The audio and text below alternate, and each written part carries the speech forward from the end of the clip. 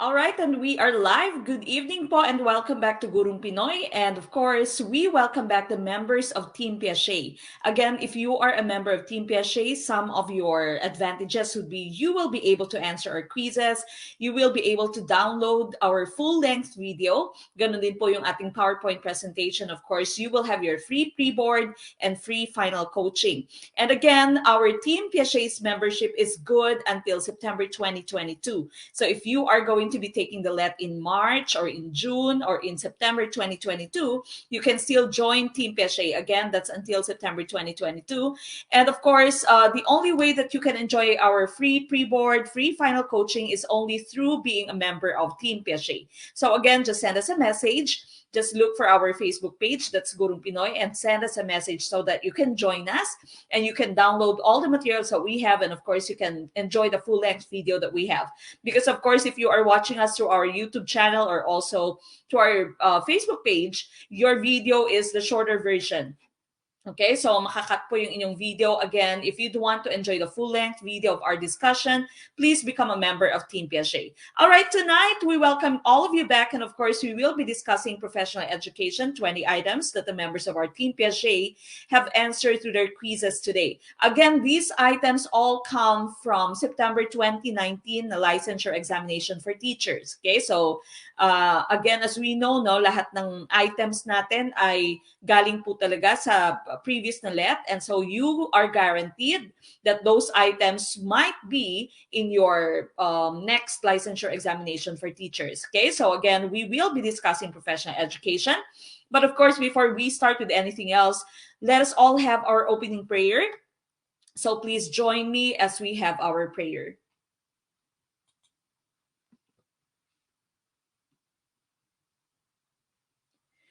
We thank you for this new day, Lord.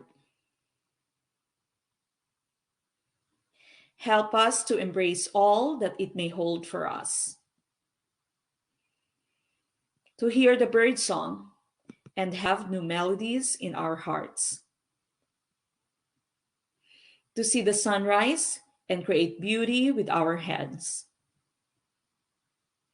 To touch the leaves that grow afresh. And allow your love to touch our hearts. To smell the fragrance of the flowers and breathe in the wonder of your creation. To dwell on the beauty of our world and study and fathom your miracles. To enjoy the conversations we have and the lessons we go to. May we drink in all the goodness you have for us. Amen.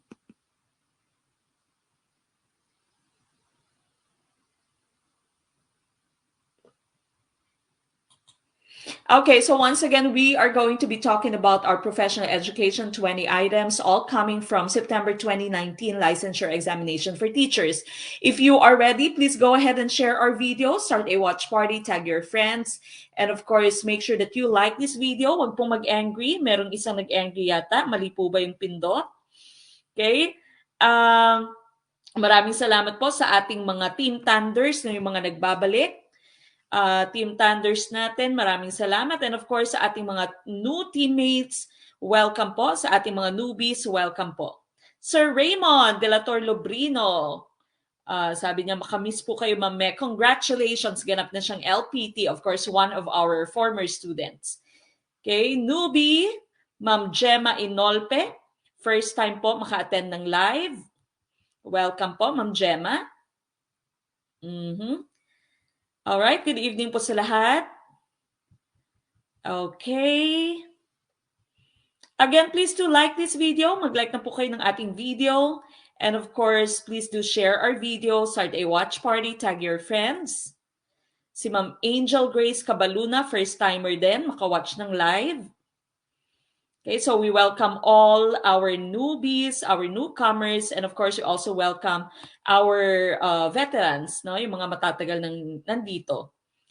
Si Ma'am May Jane Cardino, ganun din, first timer, no? Newbie from Hasaan, Misamis Oriental. Good evening po. Newbie from Camarines Sur, Ma'am Ludi Lin, good evening and welcome. Newbie din si Ma'am Beth Lagarejo, good evening po. Ganon din si Ma'am Evelyn Canada, good evening Ma'am Mek, watching from Pamplona, Negros Oriental, first timer. We also have another newbie, Sir CJ Andasan de la Cruz. Ganon din si Ma'am Faam, All Shop, and si Sir Aldwin Dolier Abalos. Okay, so again sa ating mga first-timers, good evening po, welcome. I hope you all enjoy learning with Gurong Pinoy.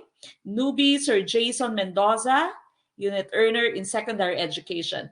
Okay, again, gentle reminder, those of you who are watching us on our Facebook page and also on our YouTube channel, snippet lamang po ang inyong video and so it would be cut. So again, if you'd want to enjoy the full length of our discussion, the 20 items so we are going to be talking about today, please become a member of Team Piaget and you'd be able to download the videos, download the PowerPoint presentation that I use, and of course, you'll also be able to join our quizzes. Okay, so Saturday, Sunday, we have our quizzes, Gen Ed and ProfEd. You also are going to enjoy your free final coaching and free pre-board. Okay, so no extra payment for your pre-board and also for your final coaching. Okay, if you are ready, let us all start with question number one. Number one, ProfEd. This is not among the big ideas about physical development of preschoolers. Is it letter A, toddling when walking? Letter B, significant change in physical growth? Letter C, acquisition of gross and fine motor skills? Or letter D, artistic expression? For example, drawing. Okay, we're talking about your preschoolers.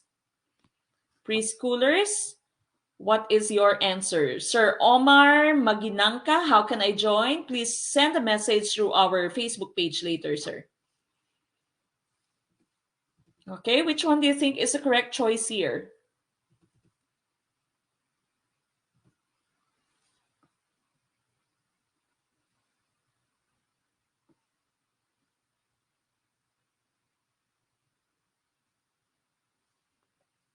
All right, I see a lot of letter A's. There are some people who are saying it's letter B.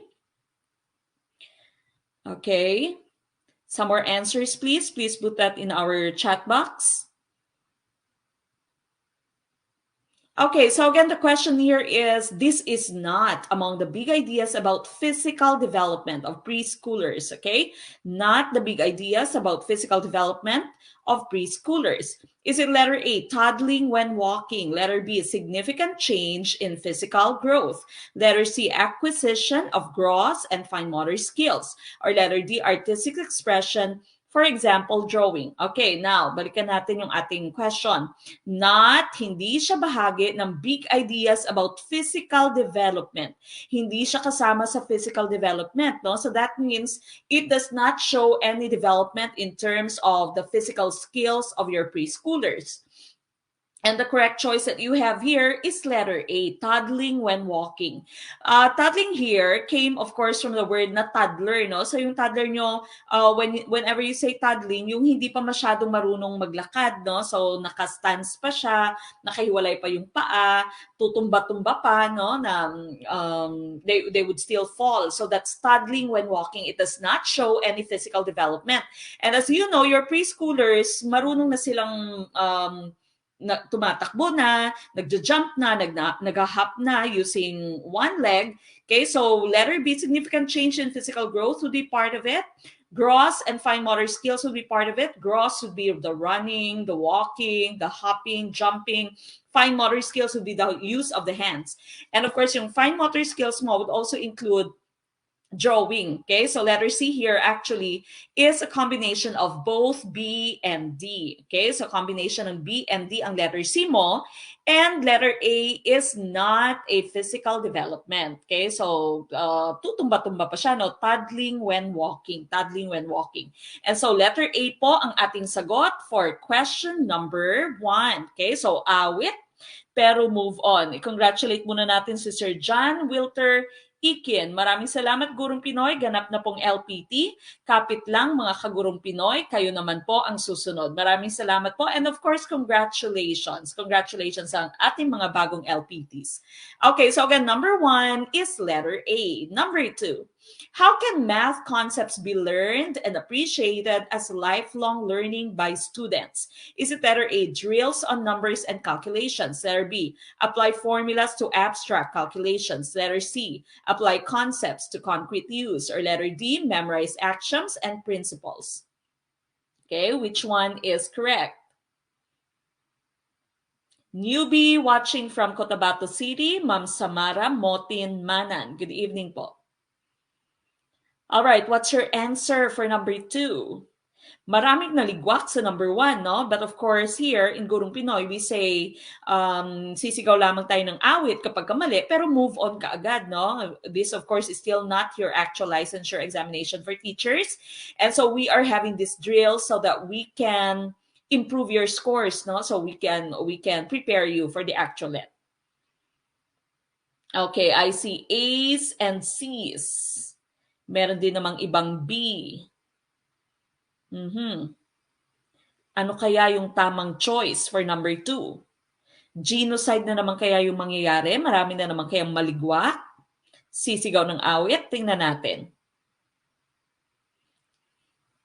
Okay, now number 2, how can math concepts be learned and appreciated? Okay, now remember, I'm always saying this, no? I'm always saying that in ProfEd, in professional education, kahit ako nung nag-take ako ng LET, I found Gen Ed to be very difficult. Okay, so napakahirap ng Gen Ed dahil the questions will be coming from everywhere and anywhere, no? So kahit hindi kasama sa competency, lumalabas sa Gen Ed.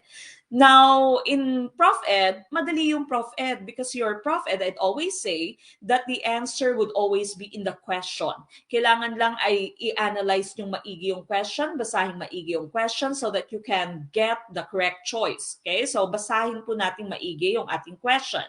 How can math concepts be learned and appreciated? No? So, ma-appreciate ng bata as lifelong learning. I think you can agree, no, that sometimes when you had your practice teaching, for example, sa inyong mga nakagraduate na, no, when you were practice teaching, even if you're not still in the teaching field right now, sometimes your students would say, what's the use of this? Why should we learn this? Can we apply this in real life? I will not use these triangles, the hypotenuse or the Pythagorean theorem in my real life. No? So sometimes marami silang reklamo, feeling nila kasi yung tinuturo sa kanila ay hindi naman applicable in real life, hindi nila magagamit sa kanilang buhay, no? And so yung question natin dito, paano na yung math concepts mo ay malilearn ng student and maa-appreciate as lifelong learning? Okay, so that means lifelong learning, maa-apply nila in real life. Okay, so is it going to be just drills? Okay, so drills on numbers and calculations. Apply formulas to abstract calculations. Halos magkaparehas na naman yung A and B. Apply concepts to concrete use. Or letter D, memorize axioms and principles. Magme-memorize lang ba? And the correct choice, again, of course, would be letter C. They need to be able to apply concepts to concrete use. Dapat nagagamit nila, no? Nagagamit nila in real life. There is application. There is application. Okay, let's just, let me take a few seconds to read the comment of Sir Dustin Ancelot, of course, one of our passers. Hello, Mamek, tama po kayo. Nasa ProfEd questions na po yung sagot. Legit po yan. Okay, so passer na po itong si Sir Dustin. Of course, we congratulate you. Okay, so lifelong learning applications. Okay, so letter C po ang ating tamang choice. Now, remember, application is very important. Dapat makita nila yung link ng inyong lesson sa kanilang buhay. No? So, dapat makita nila, importante pala to. Kailangan pala to. Kailangan ko malaman to. Kailangan ko matutunan to dahil maa-apply ko siya in my life. Okay, so application is always a very good skill and a very good part of your lesson. Okay, so that's why we'd always say, if the students were able to learn this, then what comes next? No, what then? If they were able to learn this, how will they be able to use this in real life? Okay, so lifelong learning that pertains to application. So letter C po ang ating choice for number 2. Next one. Number 3, Teacher Peter is a constructive teacher who allows his students to use technology tools to build understanding rather than simply information. The students can also choose the tools that they can use to achieve the outcome. This level of technology integration is letter A, infusion, letter B, transformation, letter C, entry, or letter D, adaptation. Okay, which one do you think is the correct choice? Which one is your answer for number 3? Now, when these items come out, no, when these items came out in September 2019, medyo maraming naloka. Kasi sabi nila, never nilang na-meet yung mga terms na infusion, entry, transformation, adaptation. This, of course, is part of your technology integration matrix. Okay, so medyo naloka yung mga nag-take ng 2019 na licensure examination for teachers when they saw all these terms. Okay, so kailangan nating patpatin to, no? Kailangan nating i-discuss because of course this might be in your next licensure exam. Ma'am Liza Tambanilio Arcillas, ganap na ding LPT. Good evening mga kaguro. Salamat po Ma'am Mek sa mga videos nyo. Marami po akong natutunan. God bless. Okay, congratulations po. Alright, now samot-sari ang inyong sagot. May A, B, D, meron ding C. Okay, ano kaya yung tama? Tingnan natin mamaya. Which one do you think is the correct choice? Again, please do like this video, share this video, start a watch party, and tag your friends so that we can reach out to more people just like you. We can also help them prepare for the licensure exam. Please share our live stream discussion, mga kaguro. Sharing is loving. Sa lahat po ng nag-share and nag-tag ng kanilang friends ay mabibiyayaan.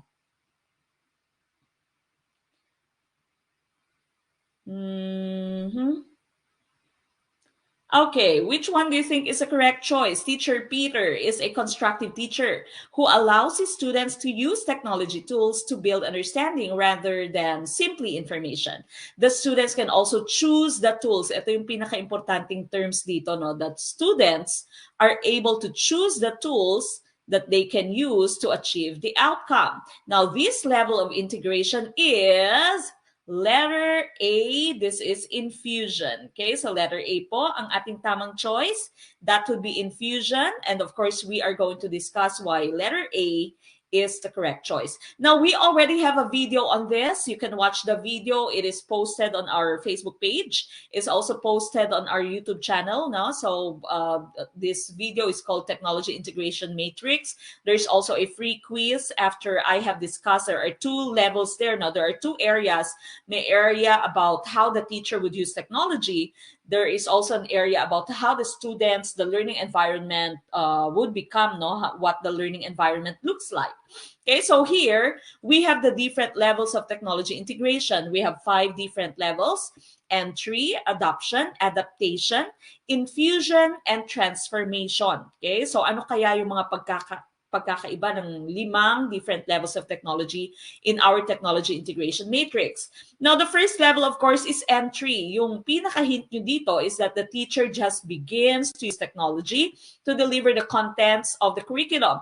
Now, say, if I were a new teacher here in the US, no, kakarating ko lamang dito sa US, for example, and I was teaching, for example, I was teaching in a barangay high school, and of course, we were not using a lot of technology. When I first come here in the US, then and I began to use all this technology because of course the students here all learn through technology. Sa classroom namin, 1:1, meron silang sarili nilang laptop, and of course we use a lot of different technology apps that we have. Okay, so once I begin using technology, the first time I begin using it, then that would be entry level. Okay, so entry level pa lamang ako. Now, if that happens, I begin to use technology to deliver the contents of my curriculum. Now, the second level is adoption. Okay, yung adoption, I would already direct the students, but that would only be for the conventional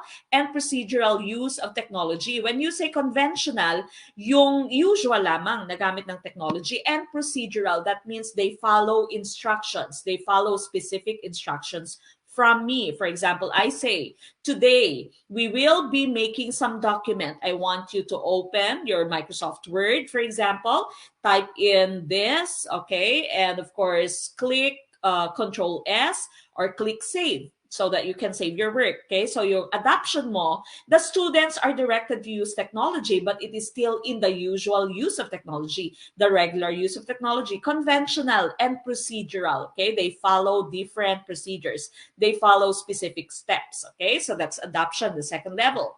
The third level is adaptation. Okay, in adaptation here, your students are able to use technology independently and they can also explore the use of technology. But as a teacher, you are still facilitating their use, no? So they can explore. So kunwari kanina sinabi mo lang na you will be opening Microsoft Word, then you will be typing, no? Use the keyboard to type your summary, for example, then click Control S so that you can save it. Now, this time, they can be independent and they can explore the use of that technology. But as the teacher, you are still facilitating it. Hindi pa sila nakaka-choose kung anong technology yung kung anong technology yung gagamitin nila, no? So you'd still say, I need you to use Microsoft Word today, but you can do anything with it. You can explore, no? So try putting an image, try attaching a graph, for example, try copy pasting a GIF, for example, no? So adaptation level. But still, you are giving them the directions. Pero nag-e-explore na sila. They are using it independently, but they have no choice yet kung anong tool yung gagamitin nila. Okay, so adaptation po yan, third level. Now, infusion mo naman, this was our answer. You provide the learning context and you allow your students to choose the tools to use. Kaya ito yung ating sagot kanina, no? They already have the freedom to choose the tool that they can use. You say, today we are going to be making a project about the concept that we have learned, say about photosynthesis. You can use any technology tool that you want to use, but I need you to complete a project. It can be a PowerPoint presentation. It can be a movie. It can be an infographic, no? So they can already choose whatever tool that they want to choose, okay, and they want to use. So that's infusion. Kaya ito yung ating sagot kanina. Now, for transformation, you encourage the students to encourages the students the innovative use of technology to facilitate higher order learning activities that may not be possible without the use of technology. Transformation naman, usually hindi siya commonly nangyayari dahil this would already pertain to high-tech technology na kung wala yung technology na to, hindi nila marireach yung higher order learning. Okay, so say if they are students of robotics, if they are students of engineering, no, so they have certain technology na napaka-importante. Kung wala yung technology na to, they will not be able to learn. Okay, so that's transformation, innovative use of technology to facilitate higher order learning activities that may not be possible without the use of technology. Okay, so say they are studying to become astronauts. Okay, if you do not have the technology, then they will not be able to do several things. No, they will not be able to do several activities, certain activities that they need. Okay, so that they can prepare themselves to become astronauts. Okay, so those are the 5 different levels sa ating technology integration. So again, you started with entry, starting ka pa lang, no, you just began to use technology in teaching. Now you have adoption, no? Yung adoption mo, you start with the students, you guide them, pero conventional and procedural use lamang. Then you have adaptation. In adaptation, the students are already using technology independently. They are able to explore, but they do not have the choice yet. You still tell them, this is the only technology app or the app that you can use, but you can explore the use of this app. Now, infusion, which was our answer, the students can already choose which tool, which app they can use. And of course, transformation, your learning will not be possible without this technology tools that you have. Okay, so I hope klaro na po yung ating choices and the differences between the different levels. And of course, our answer for number 3 is infusion. Infusion. Okay, we move on with number 4. What is the aim of Teacher Luis when he introduced the difficult social problems of poverty of disadvantaged sectors using brainstorming rather than a lecture? Is it letter A, generate ideas, letter B, awaken awareness, letter C, involve discussants, or letter D, solve the problem? Okay, which one do you think is the correct choice for number 4? Number 4, ano kaya yung ating correct choice?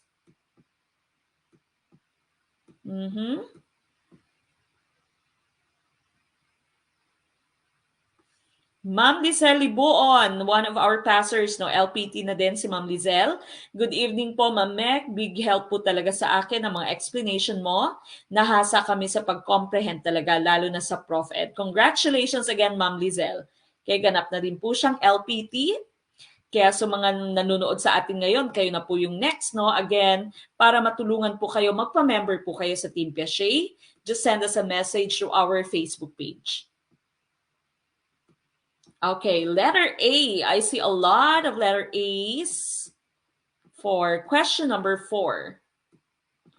Alright, so yung question number 4 mo, wordy lang siya, no? Marami lang siyang words. But actually, this is just asking you for the purpose of brainstorming. And so we know that its purpose is to generate ideas, okay? So generation of ideas, that's for brainstorming.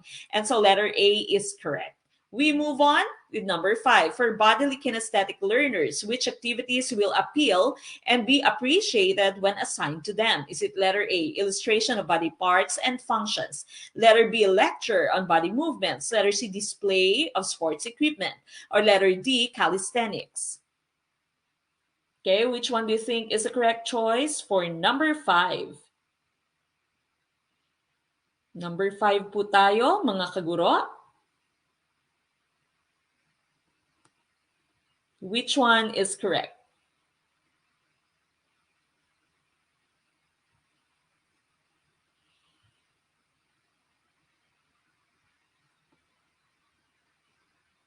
Okay, I see D's, my A, my B. Okay, but a lot of you are saying letter D. Now, balikan natin, no? Again, in your ProfEd, your answer would always be in the question. Okay? So, laging nasa question yung inyong sagot sa ProfEd. Kaya dapat marunong kayong magbasa at marunong kayong magbasa. Marunong kayong mag-interpret, mag-analyze ng inyong question. Okay, so for number 5 here, yung pinaka-hint mo sa question mo is, or are the terms bodily kinesthetic learners. Now, you remember the different learning or the different intelligences. Now, according to Howard Gardner, we have different forms of intelligences. Yung tinatawag niyang multiple intelligences. So, a long time ago, people would say that you are intelligent if you can speak well. Okay? But now we know that there's not just one form of intelligence.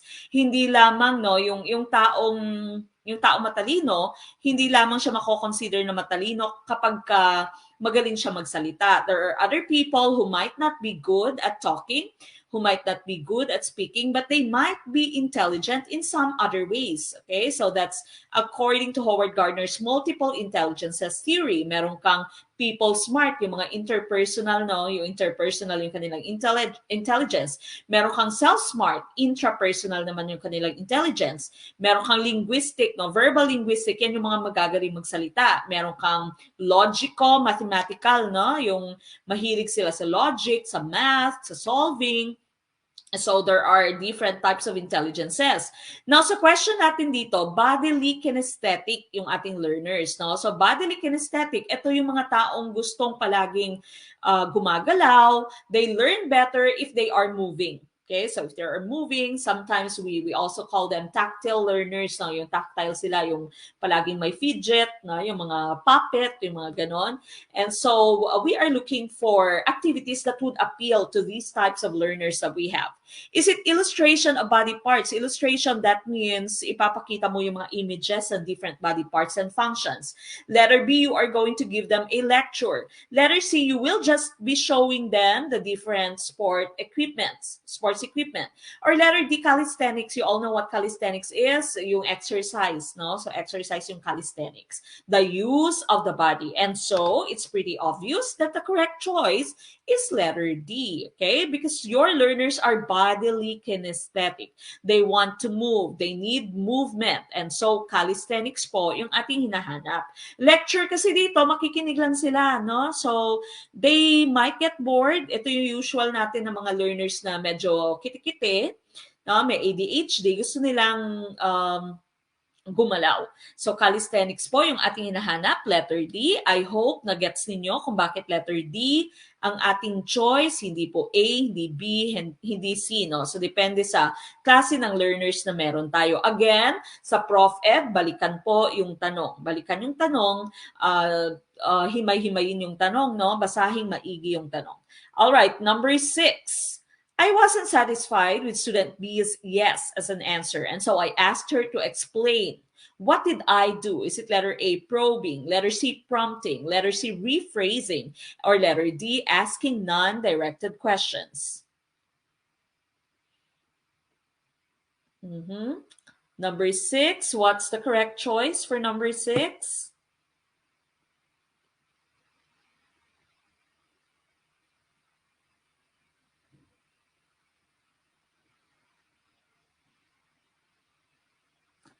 Okay, I see a lot of letter A's. Tama kaya karamihan? Or ligwak na naman kaya yung karamihan?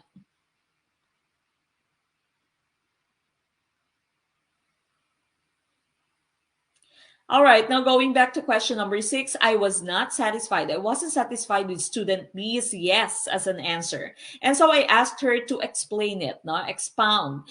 Now, what did I do? Is it letter A, probing, letter C, or letter B, prompting, letter C, rephrasing, or letter D, asking non-directed questions? And of course, the correct choice here is letter A, that's probing. Okay, so you probe, you dig deeper, no? Pinapa-explain mo sa kanya, bakit ganito yung sagot mo, no? So probing is the correct choice here. Prompting, this is like you are leading the student to the correct answer, correct explanation. You are trying to scaffold the student, you are trying to help the student. Rephrasing, you'd usually rephrase if you don't get any answer.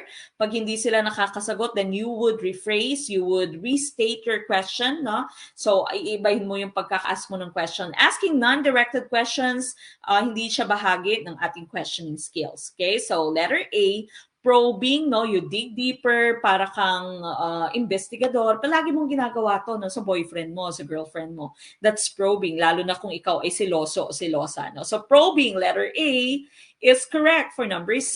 Number 7, for visual spatial learners, which tool can be applied excuse me, for effective learning? Is it letter A, recording, letter B, interview segment, letter C, graphic organizer, or letter D, puzzles?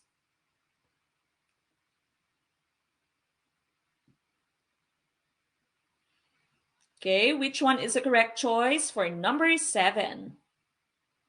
Number 7 na po tayo. For visual spatial learners, which tool can be applied for effective learning? Would you use recording, interview segment, letter C, graphic organizer, letter D, puzzle? Now, again, as we've just mentioned Howard Gardner's multiple intelligences theory, no? So, isa ito sa mga different types of intelligence natin, no? Yung visual, spatial. Ito yung mga taong mabilis makita, mabilis nilang magamit yung space, no? Na pag pinagawa mo sila ng mapa, for example, pinagawa mo ng graphs, isang beses lang nagagawa nila, hindi yung katulad ng iba, katulad natin. For example, if you are not a visual spatial learner, you might have to repeat or to redo your work several times dahil minsan kulang yung space mo, minsan masyadong malaki yung pagkakaguhit mo, pagkakadraw mo ng graph mo, and so you have to redo it. Pero sila, alam nila kung paano nila i-utilize yung space, no? So these are visual spatial learners, usually your architects, kahit yung mga engineers mo, no? Visual spatial learners sila. So which tool are you going to use so that they can effectively learn? Is it letter A, recording? So recording, no, kailangan lang nila makinig sa recording. Letter B, interview segment. So kailangan nilang manood, for example, at makinig. Letter C, graphic organizer. So meron kang tool, no? You all know what graphic organizers are. Para siyang charts. Sometimes flow charts para they can easily see the different relationships of the concepts that you are trying to teach. Or letter D, puzzles. No? So they'd be able to use their hands to put up the puzzle, to form the puzzle. And of course, the correct choice here is letter C, graphic organizer. Okay, so ito yung mga mabilis gumawa ng graphic organizer, mabilis gumawa ng charts, ng graphs, yung mga hierarchical na relationship, no, isang beses lang silang gumagawa. Alam na nila kung paano i-utilize yung space. Alam nila kung gaano kalaki yung mga shapes na kailangan nilang i-draw. Okay, so graphic organizer is correct for number 7. We move on with number 8. Which practice is an offshoot to the principle that a non-threatening atmosphere enhances learning? Is it letter A, no scolding? Letter B, no praising? Letter C, no homework? Or letter D, no bullying? Okay, which one is correct for number 8? Number 8 na po tayo. Ano kaya yung tamang choice for question 8?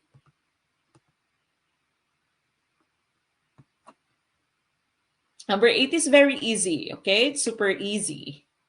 Parang common sense na lang siya. Which practice is an offshoot to the principle that a non-threatening atmosphere enhances learning? So sabi dito ng offshoot, result siya, no? Isa siyang produkto ng prinsipyo ng paniniwala na pag non-threatened, if the student feels safe in this atmosphere, no, in this learning environment, then it enhances the student's learning. Okay, and of course, the correct choice here would be letter D, no bullying. Okay, so dapat walang bullies inside your classroom. Hindi naman no scolding, no? Pagka mali yung bata, of course, you have to scold the person. Okay, no praising. Of course, we have to praise the students, but kailangan deserve nila yung praise. Hindi naman po pwedeng kada sagot ng student, very good na, marvelous, excellent ka na ng excellent. Hindi din po pwedeng no homework because of course, the homework is one way for them to check if they have learned the concept. Ano siya, no? Reinforcement din yung homework. And so letter D, no bullying is the correct choice. Number 9. When you begin teaching with the generalization, then bring in details. Which method do you employ? Is it letter A? It depends on your type of generalization. Letter B, it depends on quantity of details you bring in. Letter C, inductive. Or letter D, deductive. Okay, which one is correct for number 9? Number 9, from generalization to details, from generalization to the specifics. Okay, so from generalization to the different examples. Okay, letter D, I see a lot of letter Ds, and letter D is correct. Okay, now remember, pampagulo lamang itong A and B mo. This actually is trying to check whether you know the difference between inductive and deductive. Now, they are opposite, no? So, pag nag-start ka with your generalization and you went down to your specific instances, to your different examples, then that's deductive, also called the top-down method. Okay, so top-down, from general to specific. The opposite would be your inductive, also called bottom-up, no? So specific to generalization. Again, if you are a member of our Team PSA, you don't need to copy anything. You don't need to screenshot because you'd have a copy of my PowerPoint presentation. You'll also be able to enjoy the full-length video. Okay. Number 10, in what way does cooperative learning through bonding and sharing become less relevant and less effective? Is it letter A, competing, letter B, constructing, letter C, exploring, or letter D, discovering?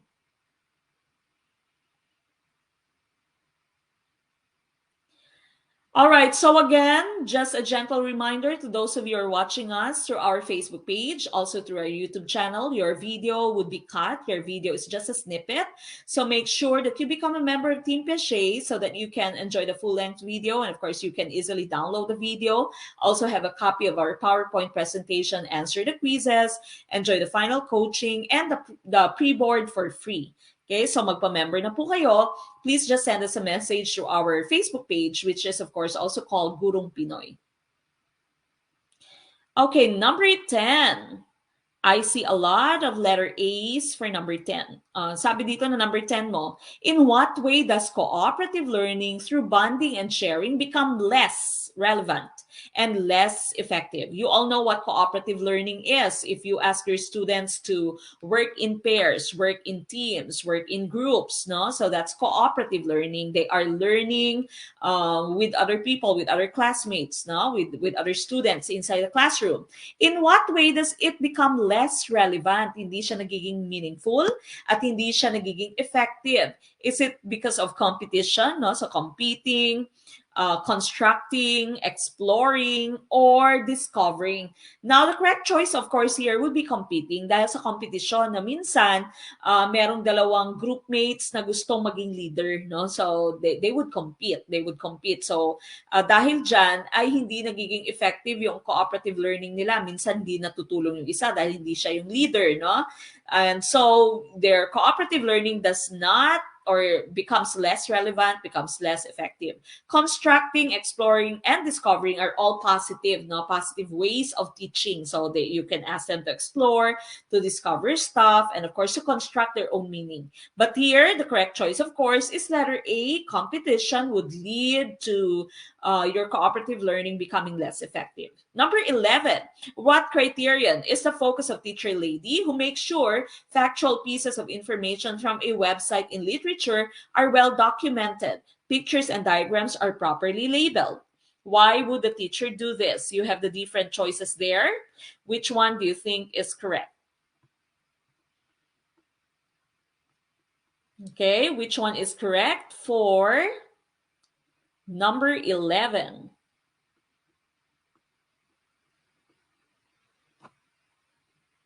All right, question number 11 na po tayo. Number 11 po.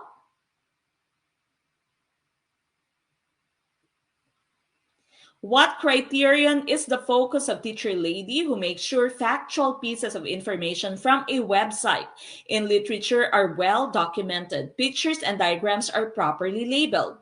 Is it letter A, accuracy, letter B, appropriateness, letter C, clarity, or letter D, motivation?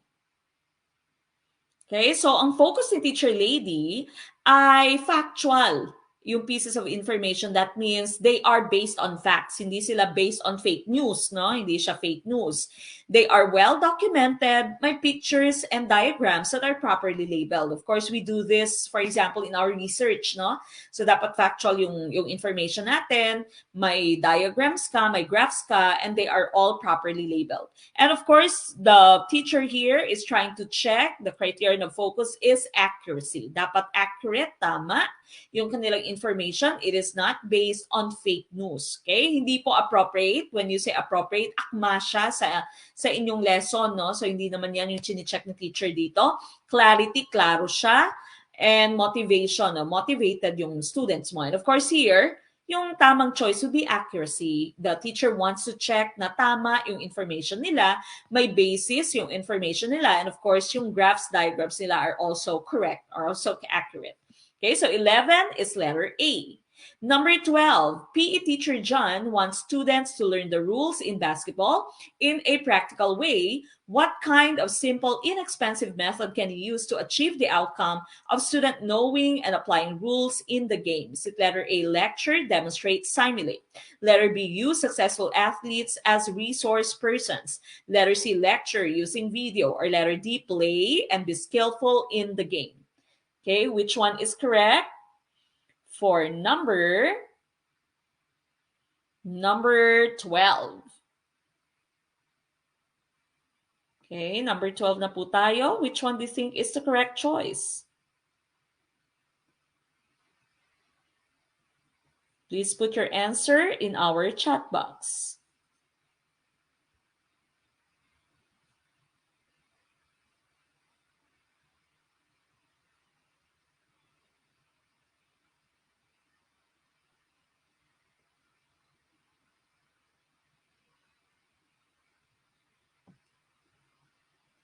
Okay, ano kaya yung tamang choice for number 12?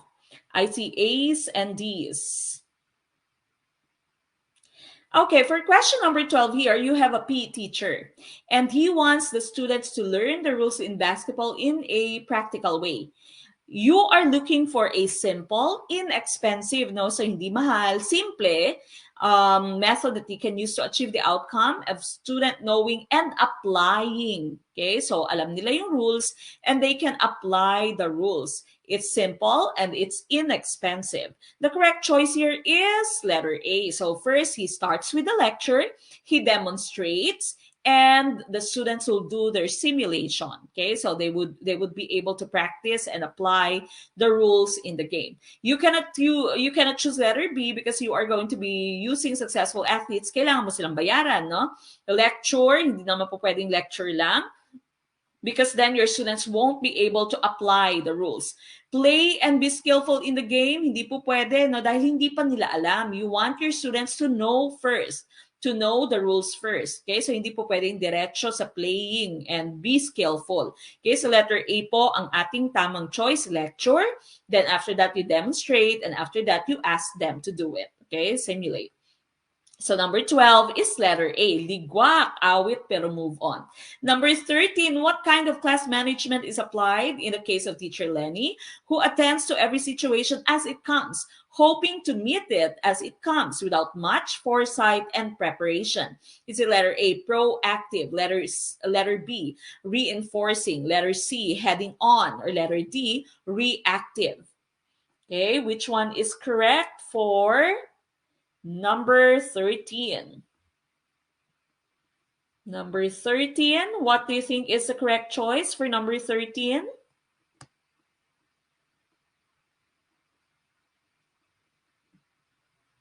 Please put that in your chat box. Palagay po sa ating chat box ng number 13.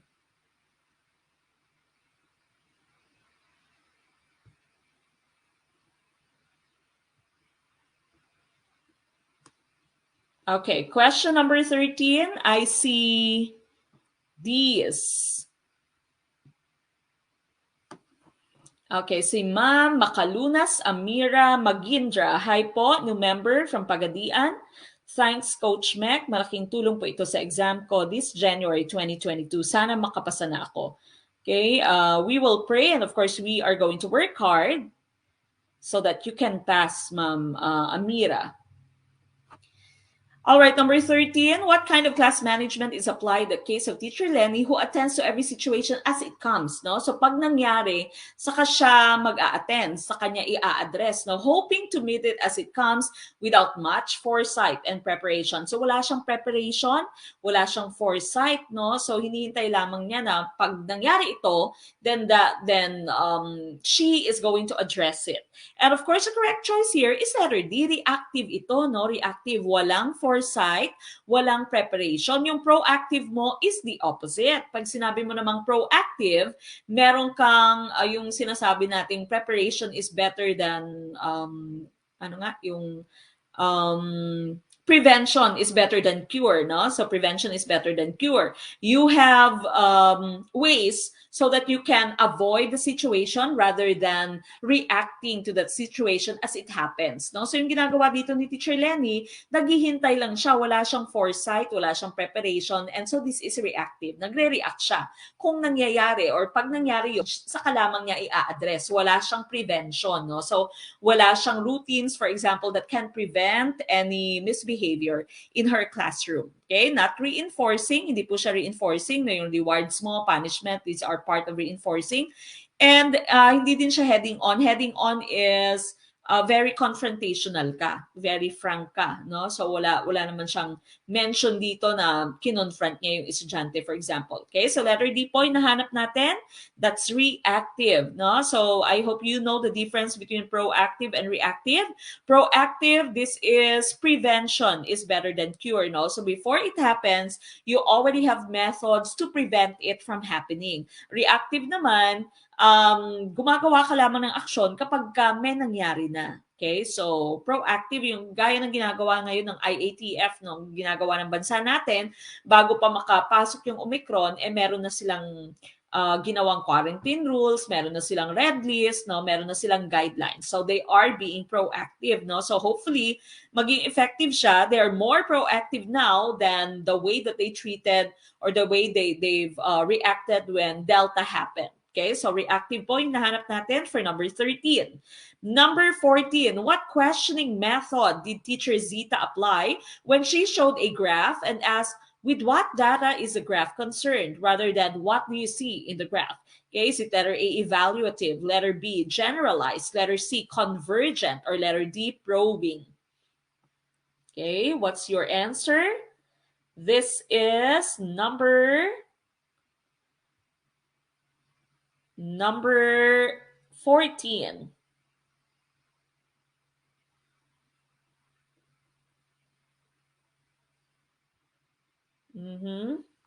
What's the answer for question number 14?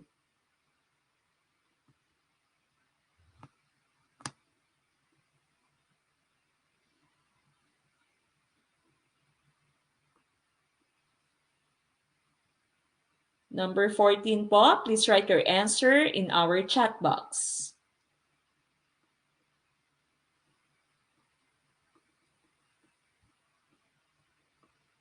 Okay.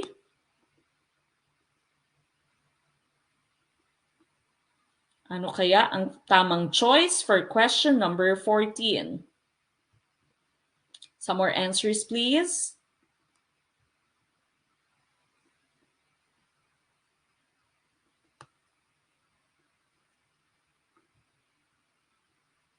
Okay, question number 14.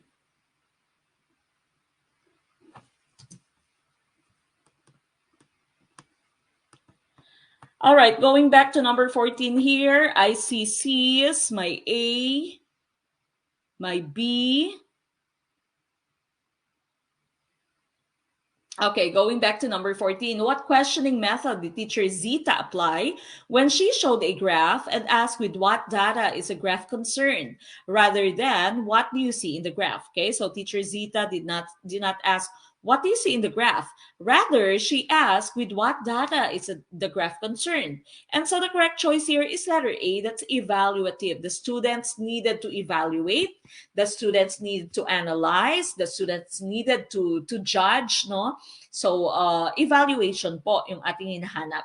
Generalized and convergent, almost the same, no? So, remember, convergent mo, there's only one final answer. Yung generalized mo, ganun din, no? There's only one final answer. Say you ask, what is the largest planet? Your answer would be Jupiter. Okay, so that's a convergent type of question. Only one type of answer. Generalized, ganun din, no? Now, convergent, the opposite would be divergent. It's an open-ended question, yung divergent questions mo. So, yung mga tinatanong sa Miss You, divergent questions sila. Hindi din naman siya probing. Dahil remember, probing is done when you want to dig deeper, no? Pagkatapos sumagot ng estudyante mo, you ask follow-up questions so that you can get more information. That will be probing. So here, letter A po, ang ating tamang choice, evaluative is correct.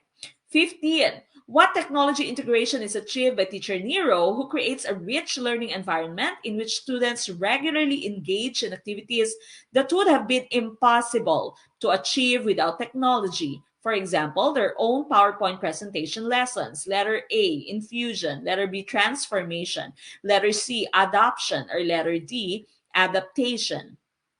Okay, which one is the correct choice? We have just talked about this.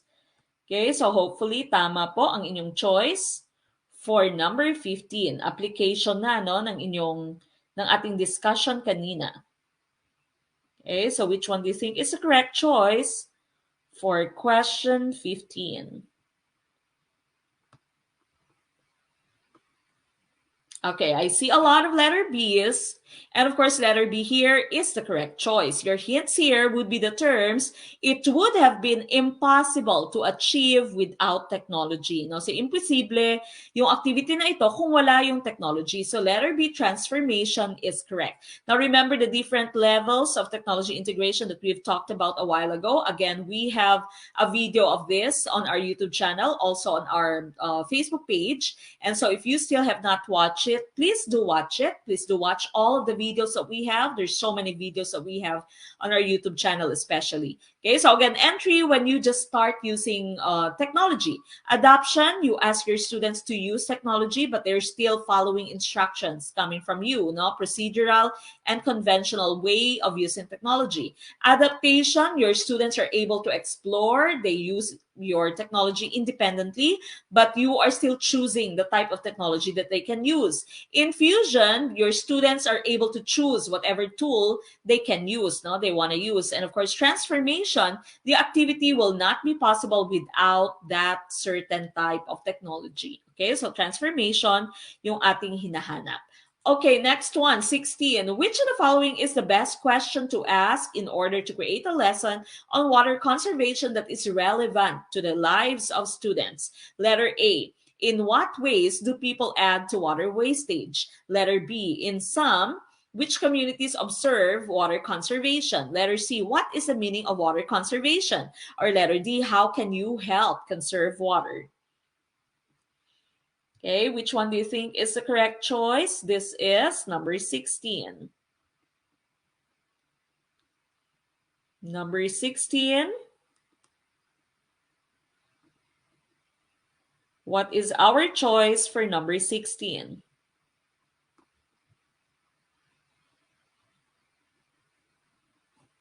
Okay, my D. A lot of you are saying letter D. Going back to number 16, you want your students to be relevant to the lives of you want your lesson to be relevant to the lives of your students.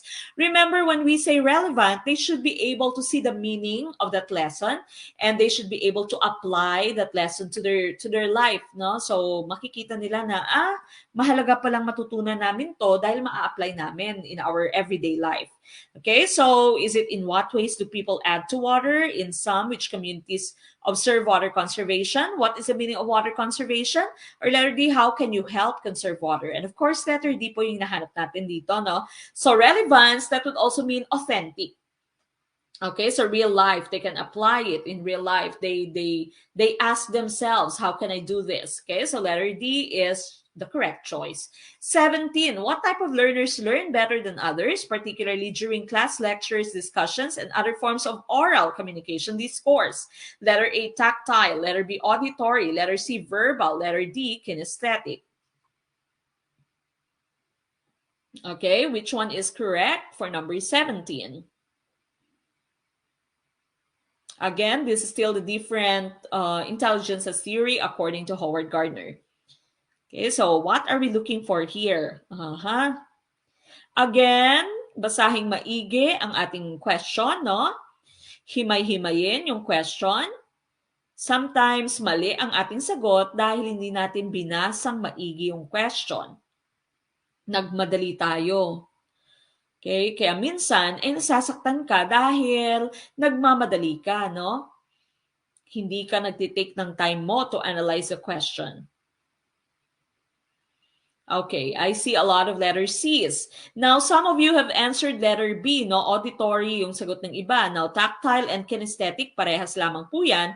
They want to use their bodies. They want to move. Okay, so these are the type of learners who always want to move. Number 17 mo, it says class lectures, discussion, other forms of oral communication, okay? So by the term oral there, Okay, by the term oral, of course, you know that these should be verbal learners. Okay, so verbal learners would be the correct choice. Auditory kasi nakikinig lang sila, no? But you have your discussion. They will discuss. And they'll have oral communication discourse, no? So may discussion talaga. And so letter C, verbal learners po yung ating hinahanap. Hindi auditory. Auditory, makikinig lang sila, no? Kahit walang discussion, po pwedeng recording lang. Okay, wala silang discourse, no? Discourse, exchange of ideas. And so, letter C po yung ating hinahanap, verbal po, in the auditory, no? So, verbal yung ating tamang choice. All right, number 18. How is truancy best understood so that appropriate responses can be made to prevent it? Is it letter A, absences due to family problems? Letter B, absences without good reason? Letter C, absences with permission? Or letter D, absences due to sickness? Okay, which one is correct for number 18?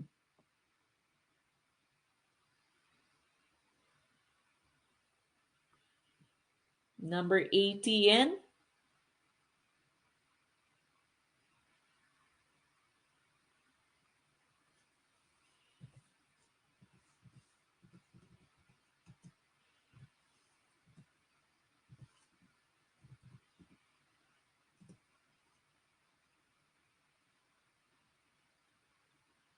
Okay, ano kaya yung tamang choice for number 18? This third to the last question. I see C's and B's. C's and B's for number 18. Okay, so tinatanong dito, what is the meaning of truancy? Ito lang naman nahanap natin dito, ano yung definition ng truancy. And truancy means absences without good reason. Okay, so wala kang rason, absent ka ng absent, wala namang problema yung pamilya mo, wala kang permission, no? You were not permitted to take absence. And hindi ka naman sick, no? Hindi ka wala kang sakit. And so letter B, absences without good reason, that is the meaning of truancy. Okay? So dito, kapag matagal nang uma-absent yung bata, nire-report na dahil bawal na maraming absences yung bata dahil of course there is a certain budget coming from the government for that particular child. So kada estudyante may budget kasi libre lahat. May school bus, may breakfast, may lunch. So dapat hindi sila uma-absent. So letter B is correct, no? That's truancy, absences without good reason. 19, what two indicators promote purposive learning among students? General knowledge of teaching methods, recognition of specific learning needs, cultivation of good study habits. Number 4, tutorial on learning principles. Is it letter A, 3 and 4? Letter B, 1 and 3. Letter C, 2 and 3. Or letter D, 1 and 2. Okay, which one is correct for 19?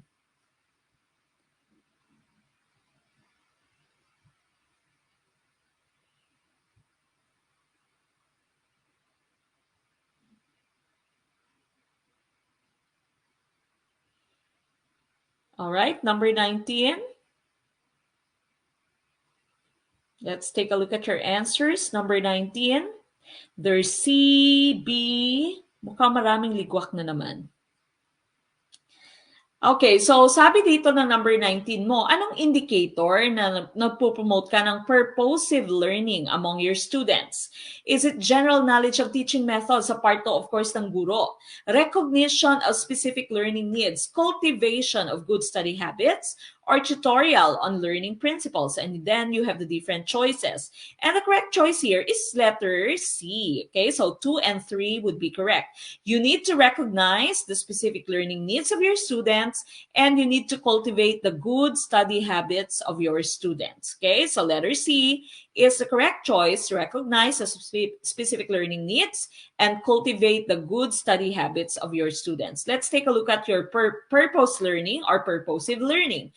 Now, sabi ng purposive learning mo, or purpose learning, this actually is a growing movement that integrates today's school reform into a simple, actionable framework. Learning in the past, dati, learning emphasized thinking or helping students memorize content and develop skills. Learning in the future should integrate thinking with rich forms of feeling and doing. all at the same time. At the center of these three domains, students have a chance to explore purpose. Now, so dapat alam nila kung ano yung purpose nila. It's not only focused on thinking and doing, but there should also be a focus on feeling. Okay, so dapat kilala nila yung self nila. Kaya you should be able to recognize their learning needs. And of course, dapat alam nila yung mga study habits. Okay, so study habits. And so your answer there would be letter C. Okay, specific learning needs and good study habits. That would be part of your purpose learning or purposive learning. Number 20, last one for tonight. Which description matches the mirror principle of John Maxwell? The first person we must examine is ourselves. Letter B, the journey with others is slower than the journey alone. Letter C, when we help others, we help ourselves. Letter D, trust is the foundation of any relationship. Okay, what's the choice for 20? Last one.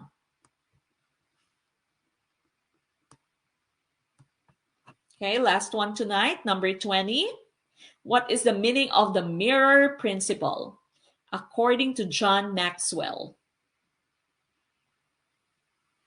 Okay, I see a lot of letter A's. Letter A's, karamihang choice ninyo ay letter A. Tama kaya yung karamihan? Okay, so again, we are looking for the description that matches the mirror principle of John Maxwell. And of course, the correct choice here is letter A. The first person that we must examine is ourselves.